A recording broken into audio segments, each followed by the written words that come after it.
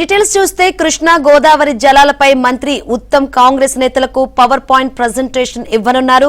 2014 నుంచి ఇప్పటి వరకు కృష్ణా గోదావరి నీటి కేటాయింపులపై చర్చించనున్నారు. బీఆర్ఎస్ హయాంలో జరిగిన ఒప్పందాలను సీఎం రేవంత్ తో వివరించనున్నారు. రేపు అసెంబ్లీలో నీటి కేటాయింపులపై చర్చ నేపథ్యంలో కాంగ్రెస్ ప్రజా ప్రతినిధులకు సీఎం రేవంత్ రెడ్డి దిశానిర్దేశం చేయనున్నారు.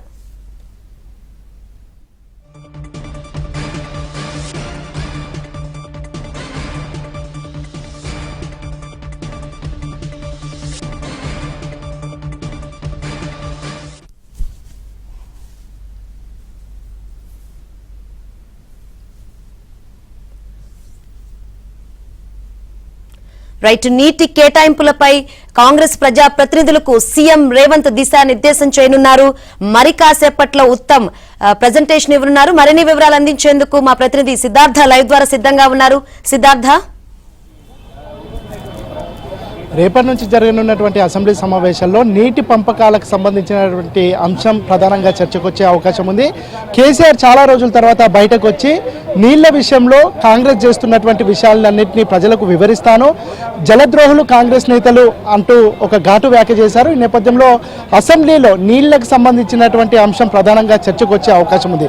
ముఖ్యంగా కృష్ణా నది, కృష్ణా బేసిన్ పైన బీఆర్ఎస్ ప్రభుత్వం వాళ్ళ హయాంలో జరిగినటువంటి నీటి పంపకాలు, అప్పుడు జరిగినటువంటి తప్పొప్పులకు సంబంధించినటువంటి అంశాలను వివరిస్తూ కాసేపట్లో Uttam Kumar Reddy power point presentation చేయనున్నారు. ప్రస్తుతం ప్రజాభవన్లో ఉన్నాం. ప్రజాభవన్లో కాంగ్రెస్ పార్టీకి సంబంధించినటువంటి నేతలు, అదేవిధంగా ఎమ్మెల్యేలు, ఎమ్మెల్సీలు, కార్పొరేషన్ చైర్మన్లు, కాంగ్రెస్ పార్టీకి సంబంధించినటువంటి వైస్ ప్రెసిడెంట్లు, జనరల్ సెక్రటరీలు, అదేవిధంగా అధికార ప్రతినిధులు, వీళ్ళందరికీ కాసేపట్లోనే పవర్ పాయింట్ ప్రజెంటేషన్ ఇవ్వనున్నారు. ఈ పవర్ పాయింట్ ప్రజెంటేషన్లో గత 10 సంవత్సరాలలో అంటే కేసీఆర్ హయాంలో జరిగినటువంటి నీళ్లకు సంబంధించినటువంటి ఒప్పందాలు, తప్పిదాలు, వీటన్నిటికి సంబంధించినటువంటి వివరాలను చెప్పనున్నారు. ఇక దాంతోపాటుగా ఈ కాంగ్రెస్ ప్రభుత్వం వచ్చిన తర్వాత నీళ్లకు సంబంధించినటువంటి అంశంలో అటు కృష్ణాలో కానీ గోదావరికి సంబంధించి ఈ ప్రభుత్వానికి ఉన్నటువంటి విజన్ ఏంటి అనే అంశాలను కూడా పవర్ పాయింట్ ప్రజెంటేషన్లో చెప్పనున్నారు. ఈ పవర్ పాయింట్ ప్రజెంటేషన్ని కొంతమంది నీళ్లకు సంబంధించినటువంటి నిపుణులు, అదేవిధంగా కొంతమంది మేధావులు, ప్రొఫెసర్లు, తెలంగాణ ఉద్యమకారులు, వీళ్ళందరూ కలిసి ఈ పీపీటీని తయారు చేసినట్టు తెలుస్తూ ఉంది. ఇక ఈ పీపీటీ అనంతరం సీఎం రేవంత్ రెడ్డి ఇటు ఎమ్మెల్యేలకు, ఎమ్మెల్సీలకు దిశానిర్దేశం చేయనున్నారు.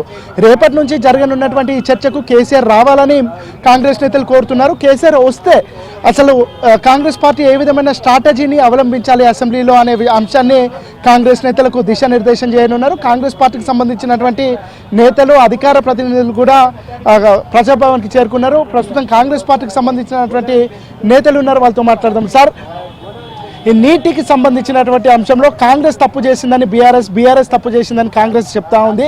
అసలు మీరు కాంగ్రెస్ పార్టీ తరఫున కాంగ్రెస్ పార్టీ అసెంబ్లీలో నీళ్లకు సంబంధించిన అంశంలో ఏం చెప్పదలుచుకుంది?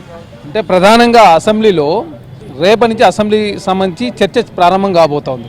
2వ తారీఖు, 3వ తారీఖు కృష్ణా జలాలు కావచ్చు, గోదావరి జలాల మీద చర్చిద్దామని చెప్పేసి ప్రభుత్వం భావించి అసెంబ్లీ సమావేశాలు నిర్వహిస్తూ ఉంటే కేసీఆర్ గారు మాత్రం మొదటి రోజు 3 నిమిషాలు మాత్రమే అసెంబ్లీకి వచ్చి వెళ్ళిపోయాడు. ఇప్పటివరకు 7 సార్లు అసెంబ్లీ జరిగితే 3 సార్లు మాత్రమే, ఒకసారి బడ్జెట్ సందర్భంగా, ఒకసారి ప్రమాణ స్వీకార సందర్భంగా, మొన్న 3 నిమిషాలు వచ్చి సంతకం పెట్టి వెళ్ళిపోయిన పరిస్థితి మనం చూసినాం.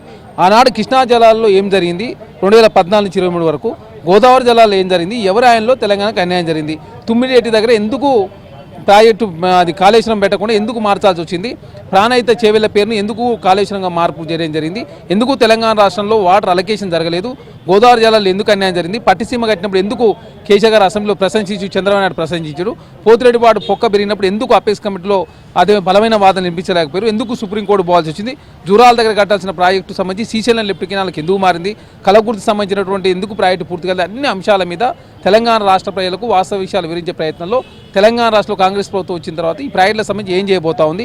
ఇప్పటివరకు అదేవిధంగా పాలమూరు రంగారెడ్డికి 8,000 కోట్ల రూపాయలు ఖర్చు పెట్టినాం, వాళ్ళు ఖర్చు పెట్టిందంతా, మేము ఖర్చు పెట్టేదంతా, రంగారెడ్డికి, నల్లగొండకు, మహబూబ్నగర్కి ఏ విధంగా అన్యాయం చేసిన అనేది విషయాన్ని తెలంగాణ సమాజానికి తెలియజేయడం కోసం మాత్రమే ఈరోజు పవర్ పాయింట్ ప్రెజెంటేషన్ పెట్టారు. ఖచ్చితంగా తెలంగాణ సమాజానికి వాస్తవ విషయాలను కూడా వివరించబోతా ఉన్నారు.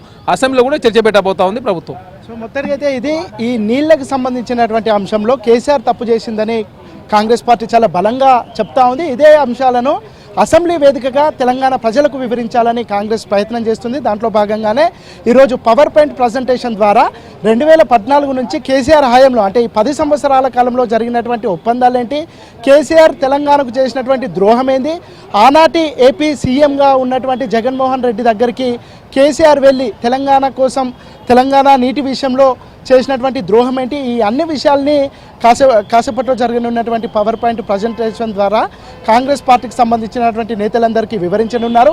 ఇక కేసీఆర్ అసెంబ్లీకి వచ్చినా రాకపోయినా రానున్నటువంటి కాలంలో కేసీఆర్ ఈ నీళ్లకు సంబంధించినటువంటి అంశాన్ని కేంద్రంగా చేసుకొని ప్రజల్లోకి వెళ్ళాలని భావిస్తూ ఉన్నారు.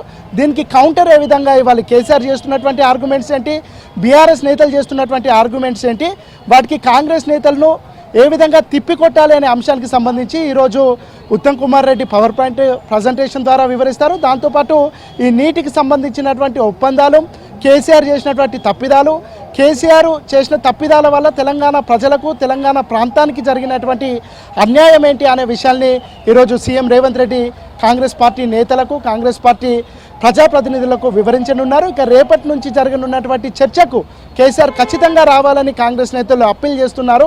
కేసీఆర్ మొన్నటి వరకు కాంగ్రెస్ పార్టీ పైన చేసినటువంటి ఆరోపణలు నిజమైతే కేసీఆర్ అసెంబ్లీకి వచ్చి వాటికి సంబంధించిన చర్చలో పాల్గొనాలి, ఆయన చేసినటువంటి ఆరోపణలకు అన్ని నిరూపించాలని కాంగ్రెస్ నేతలు చెప్తా ఉన్నారు. ఇక రేపటి నుంచి జరగనున్నటువంటి అసెంబ్లీ సమావేశాల చర్చలకు, ముఖ్యంగా నీటి పంపకాలకు సంబంధించినటువంటి అంశంలో జరగనున్నటువంటి చర్చలకు కేసీఆర్ హాజరవుతారా లేదా అనేది చూడాలి.